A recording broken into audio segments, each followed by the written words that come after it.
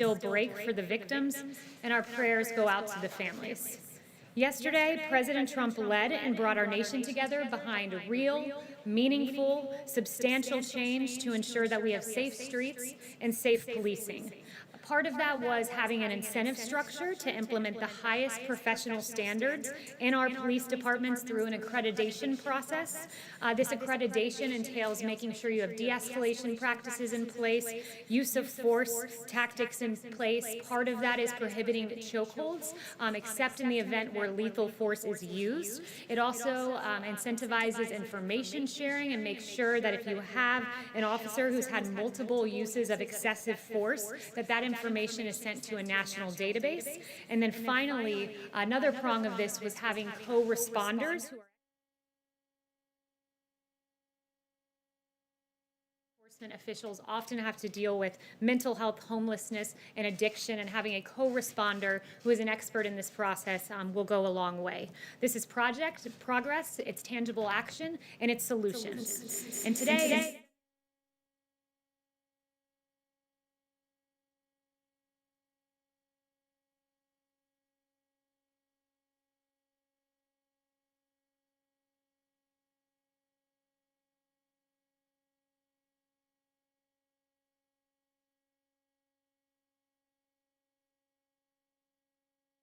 as President Trump said yesterday, all children deserve equal opportunity because we are all made equal by God.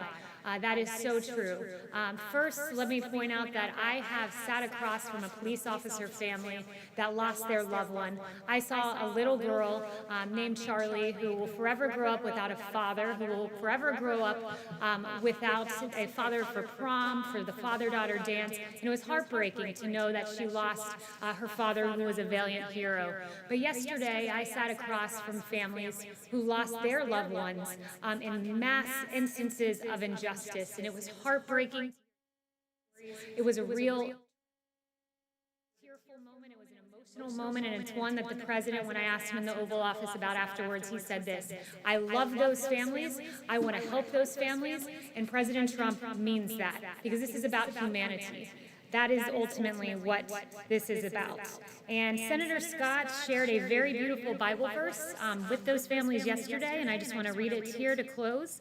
Romans 8:28, and we know that in all things God works for the good of those who love him, who have been called according to his purpose.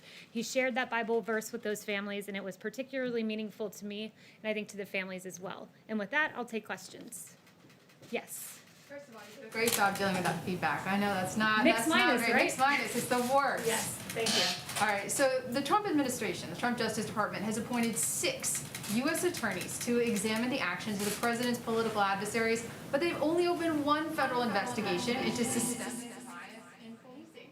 My question to you is, why are so many resources being allocated to make sure the president and his allies were treated fairly by law enforcement and not the same for millions of Black Americans?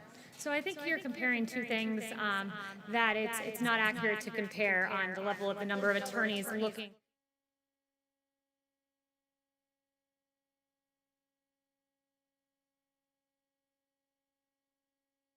Full of lies, funded by Hillary Clinton and the Democrats. It was an injustice to the American people who elected President Trump as President of the United States, who is then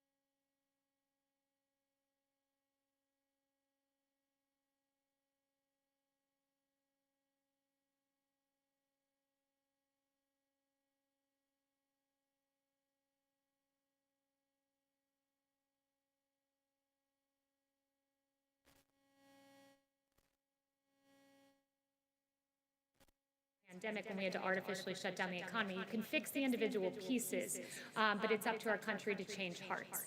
Yes. Does the president talked about chokeholds yesterday. The bill that's been unveiled by the Republican Senator Scott and Republicans does not.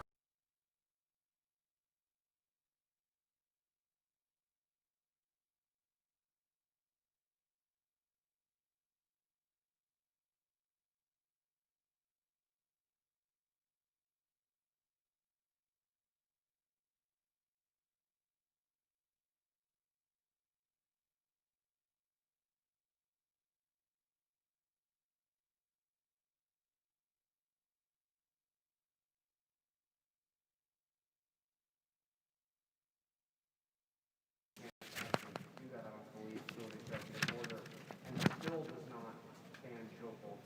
Do you think, does the president think, that chokeholds simply should be banned? So what I have from the Justice Act here is that this will also end the practice of utilizing chokeholds, and I would underscore the executive order does that through an incentivizing process. So we've done what we can, and we'll continue to do more, and we'll continue to work with the Scott bill, and there might be amendments to it, there might not, but we want to see this come to fruition. Because it doesn't say it doesn't actually ban the practice. It encourages, but it does not actually ban the practice. Yes, well, that is, we're incentivizing to ban chokeholds unless in the case of where lethal force is used. That's the process that we're using, and I'll tell you this, it's a much better process than the Democrats, who so far have offered nothing, except a lot of bad ideas about this that would ultimately, I would note, defund the police department.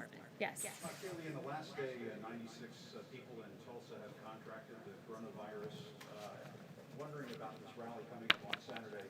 Will the president or the White House take responsibility if people get sick and catch the coronavirus at this rally on Saturday? So the campaign has taken certain measures to make sure this is a safe rally, temperature checks, hand sanitizers, and masks, so we are taking But precautions. you're not requiring people to wear masks. They will be given a mask. It's up to them whether to make that decision. CDC guidelines are recommended but not required. And the CDC guidelines suggest that people practice social distancing. You're not going to be able to practice social distancing in a rally with thousands of people. So aren't you, in essence, bringing people to a rally where they won't be abiding by those guidelines? It's the personal choice of individuals as to what to do, but if we want to talk about internal coherence, I believe that the media needs to work on internal coherence. This wonderful New York Post story, I don't think Stephen Nelson's here, but good job to the New York Post, highlights the hypocrisy of the media where this is okay, protesting, this is not okay, Trump rallies. It's really remarkable, and I think the American people have taken notice when, for instance, NBC tweets at 4:05 p.m. On June 14th, rally for Black trans lives draws packed crowd to Brooklyn Museum Plaza, seeming to be lauding the protest. And then less than an hour and a half later, they say President Trump plans to rally, but health experts are questioning that decision. CBS had a similar, logically inconsistent tweet. Protesters protesting against injustice, against racism and police brutality. This is a rally, a political rally. They're not going to be demonstrating for any kind of cause other than supporting the president. And I go back to my original question. Will the White House, will the president take responsibility if there are people who catch the coronavirus and get sick? As you know, you've been to these rallies. So have you, by the way. Go to the rallies, I've been to them Yes. too, are elderly, probably have pre-existing conditions that might put them at risk for serious complications if they catch this virus. So first, let me know, you've been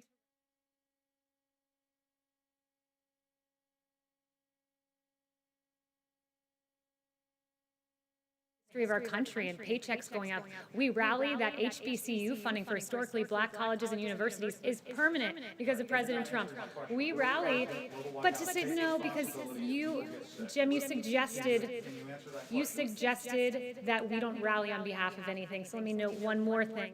We rally on behalf of criminal justice reform and the First Step Act, which President Obama and Vice President Biden talked about, but we did. And I would note this, if we want to talk about the efficacy of what we're doing, 1,300 health experts signed a letter about the protest saying, we do not condemn these gatherings, we support them as vital. So you have the health experts on one side saying this, and then all of a sudden a Trump rally is different. And I've taken 5 of your questions. Work on your internal cohesion and get back to me.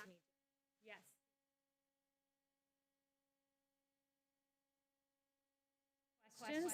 And last, I said to you we are taking precautions. I said to you we're taking precautions. Mask, hand sanitizer, Zeke. Kayleigh, so for attendees at this rally, the campaign required them to sign a waiver to waive them of liability, acknowledging that there's an assumed risk with going to that rally.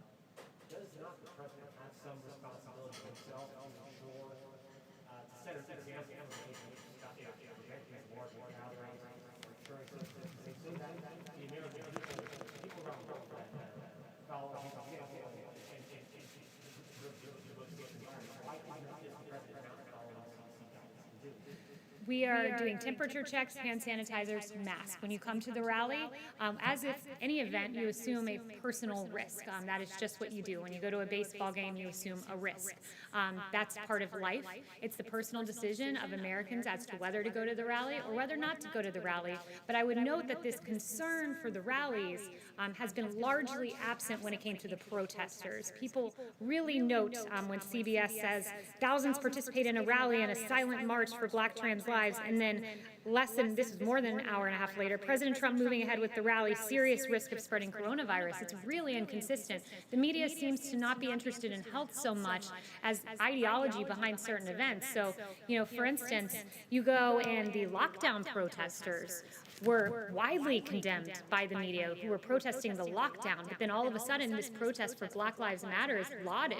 It makes no sense. Ideology is driving the line of questioning in many of these cases, when it should be, if you're focused on science, you should be out there asking these same questions about the protests. Public health officials here, local officials, mayors in the large states, many of the cities where there have been protests, I've encouraged those large gatherings and others to get tested 4 or 5 days after the event. Does the president want these overall on Saturday, 4 or 5 days later, to make sure that they didn't get the virus there, and who should they inform if they do come down with the virus after the event? It's their personal decision as to whether they want to get tested after, but I'd note testing capability is thanks to President Trump. 23.7 million people tested in this country so far. That's an extraordinary number. So testing's out there and available if someone chooses to do that. Jen. Has the White House been monitoring this outbreak of violence between Indian and Chinese troops, and the White House has been reacting to the president getting on the phone and talking to relevant countries? So the president is aware of it. We're monitoring the situation between Indian and Chinese forces along the line of actual control in eastern Ladakh. So we've seen that the Indian Army statement that 20 Indian soldiers died as a result of the confrontation today, and we extend our deepest condolences on that. Jen.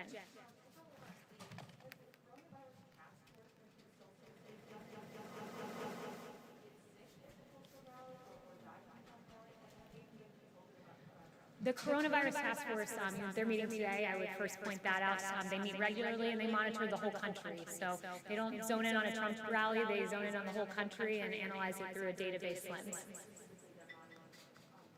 They look at the entirety of the country. That would include the state of Oklahoma, but they look at all 50 states in close consultation with governors.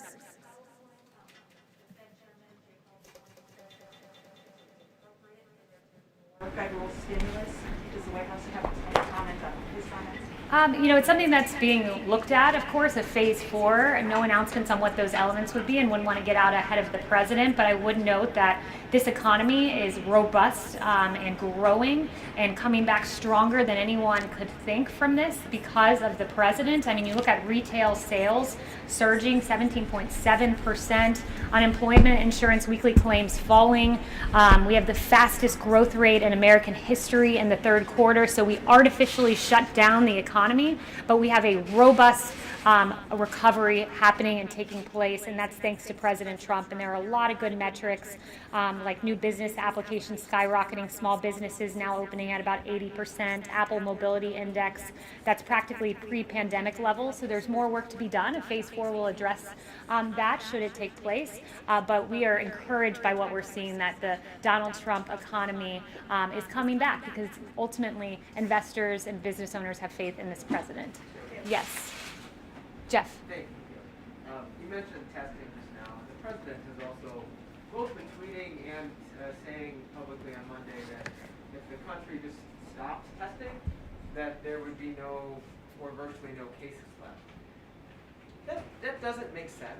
Can you explain what he means by that? Yeah, it's entirely logical. When you do more testing, you identify more cases. Countries that don't do as much testing don't identify the same number of cases. I mean, it's pretty logical, exactly what he said. Okay, so it's about identifying them, because he seemed to suggest that if we weren't testing, then those cases wouldn't exist. Is that No, just a misunderstanding? that was not at all what he was saying. He was saying when you test, you end up identifying more cases, and we've tested 23.7 million people, positivity rate of 5.9%. So we are in a good place when it comes to testing. And just along Yes. those same lines, the vice president today wrote an op-ed, I believe, in the Wall Street Journal, playing down the prospects of a second wave.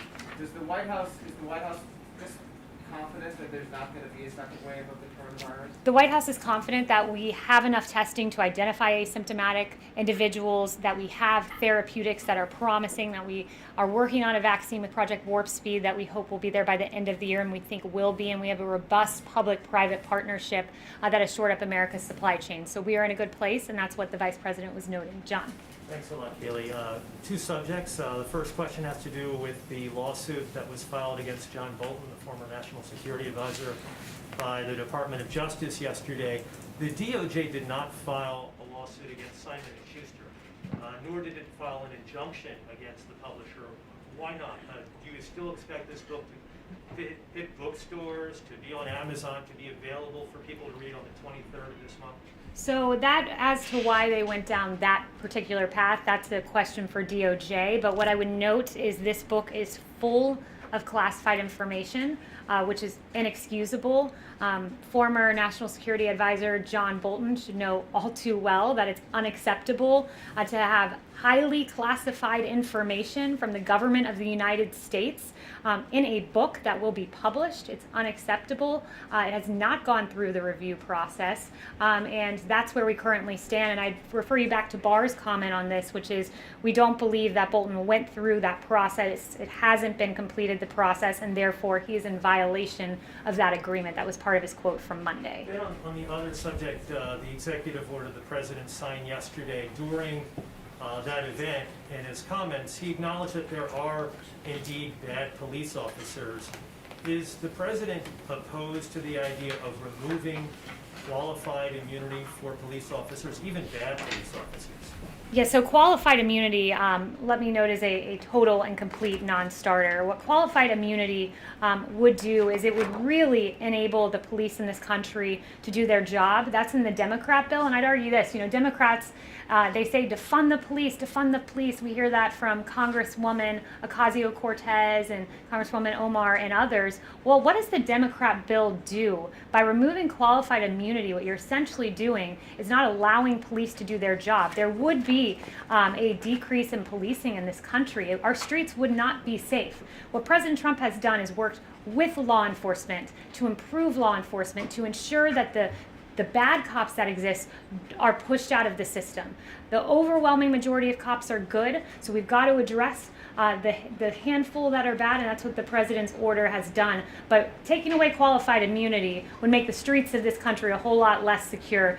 Just look at what happened when we didn't have ample law enforcement out on Lafayette Square. A church burned and multiple officers injured. So how do you handle a situation, Kayleigh, of a bad police officer hiding behind the shield of qualified immunity? Look, I would note that also the court has litigated this pretty strongly. It's been adjudicated. The Harlow court, in that decision, Harlow, the Supreme Court, talked about achieving a balance between allowing victims to hold officials accountable while also minimizing the social cost to the whole, the cost of police officers, for example, pulling back.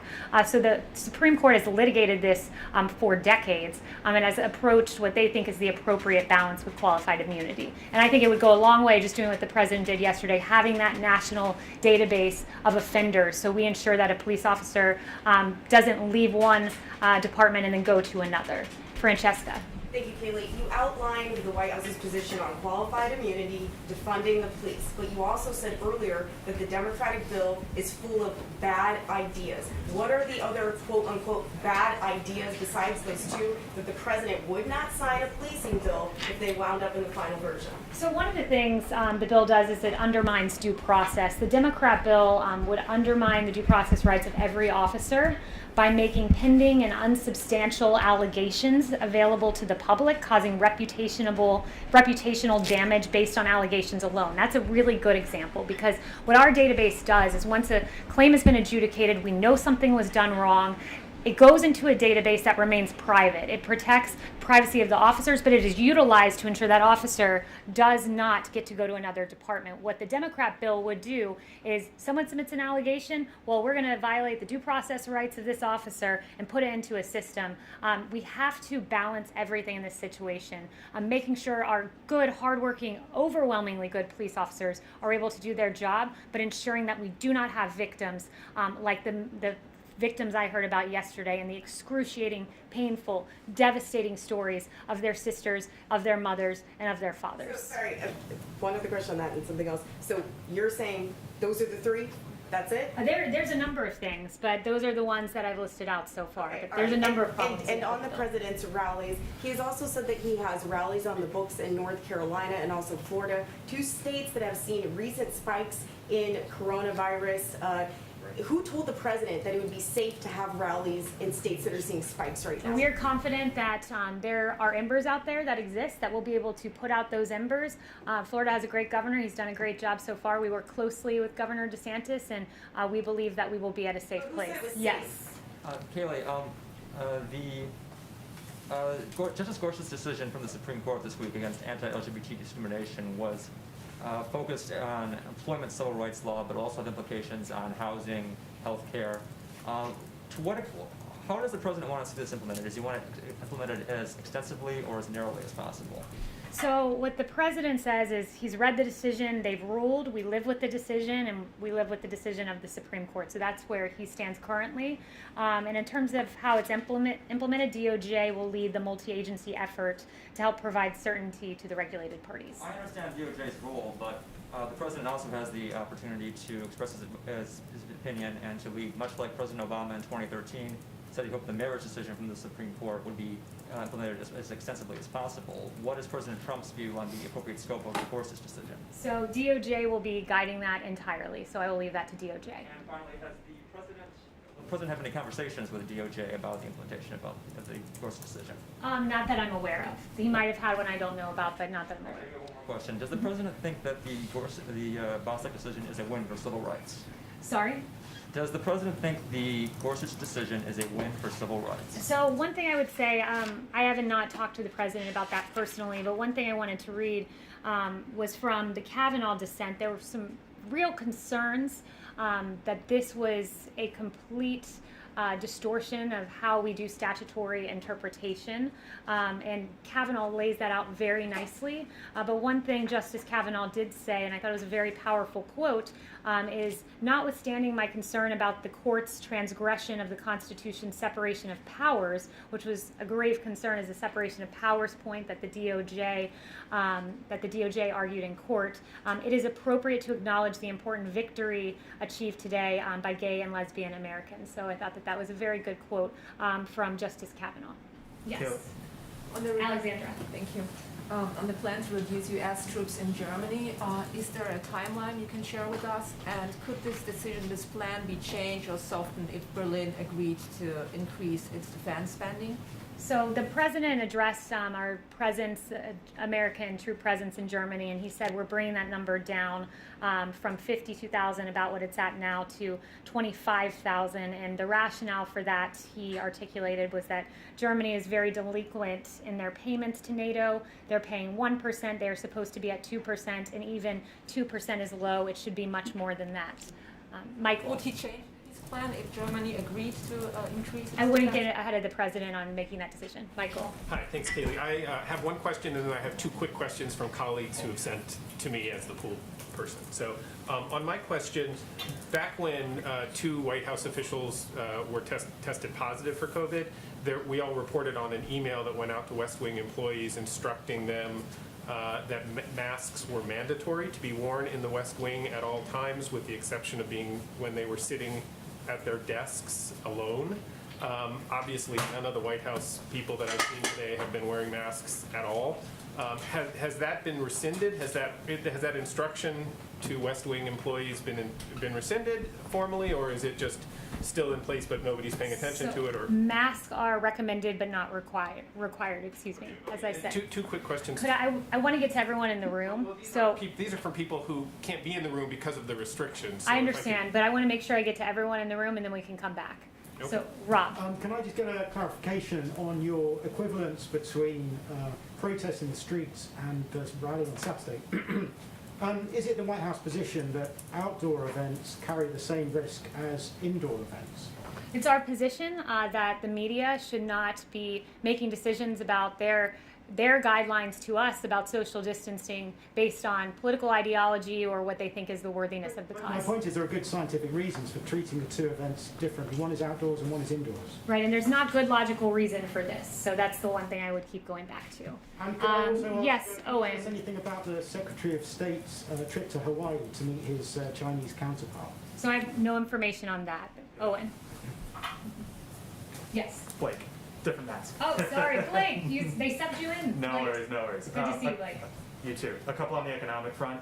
Earlier this month in Maine, the president was talking about Maine lobster, and he said the following. He said, if the European Union doesn't drop that tariff immediately, we're going to put a tariff on their cars, which will be equivalent.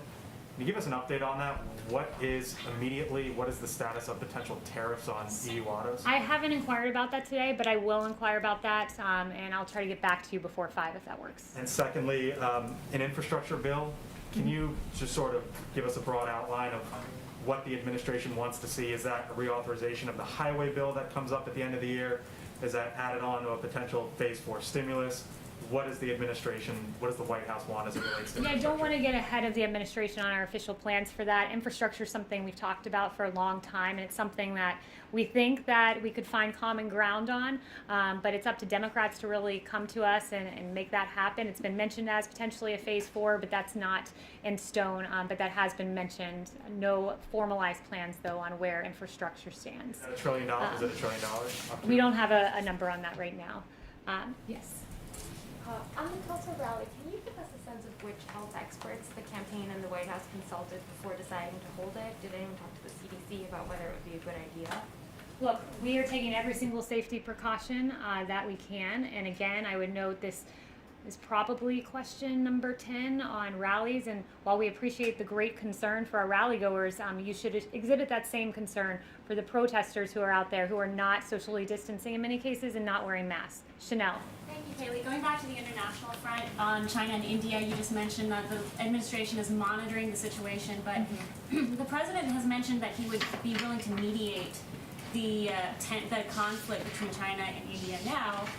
If he were to do so, what does that look like? Does that look like a one-on-one conversation? Does that mean bringing the two leaders together? Has the president indicated what mediation looks like for China and India? So again, no formal plans on that beyond what I already said, and expressing our absolute condolences to the Indian soldiers that died as a result of today's confrontation. We extend our deepest condolences there. And I would note just that during the phone call on June 2nd of this year that President Trump had with Prime Minister Modi, they did discuss the situation on the India-China border. On the relationship between President Trump and President Xi, the Chinese forces have been moving thousands of troops to that region. That it doesn't seem like that region is going to see de-escalation anytime soon. If you were to characterize President Trump's relationship with President Xi today, would you venture into that realm? I would just say what the president has said before, that he is really appalled at the fact that the coronavirus came out of China. They weren't allowing flights into China, but were allowing flights out. They slow-walked information. The WHO seemed to partner with China in slow-walking that information about asymptomatic spread. So that is an appalling state of events, and the president is very upset by that action of China, or inaction in some cases, I should say. Thank you all very much. I hope you have a great rest of the day, and I hope we start seeing more consistent headlines. Thanks very much. Why did it take 6 months?